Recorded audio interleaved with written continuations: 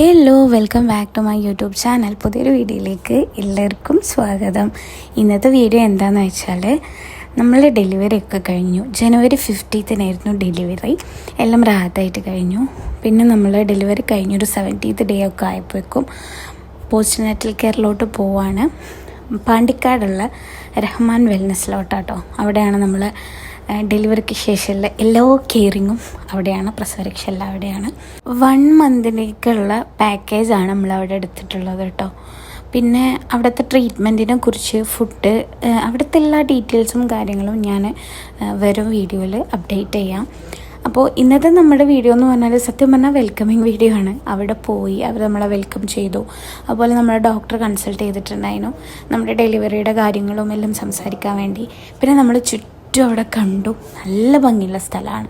ഇത് നിങ്ങൾക്ക് വീഡിയോയിൽ കണ്ടാൽ തന്നെ മനസ്സിലാവും. നല്ല റിസോർട്ട് മൂഡ് സ്ഥലമാണ്. ഇതിൻ്റെ അടുത്ത് തന്നെ ഒരു പുഴയൊക്കെ വരുന്നുണ്ട് കേട്ടോ.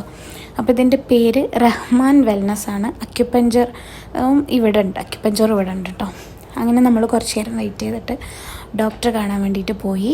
ഡോക്ടർ നമ്മുടെ ഡെലിവറിയുടെ കാര്യങ്ങളും അതുപോലെ ബേബിൻ്റെ കാര്യങ്ങളും അവിടുത്തെ ട്രീറ്റ്മെൻറ്റിൻ്റെ കാര്യങ്ങളും എന്തെങ്കിലും അലർജറ്റിക് ആയിട്ടുണ്ടോ എന്നുള്ളതും എല്ലാം ചോദിച്ചറിഞ്ഞു.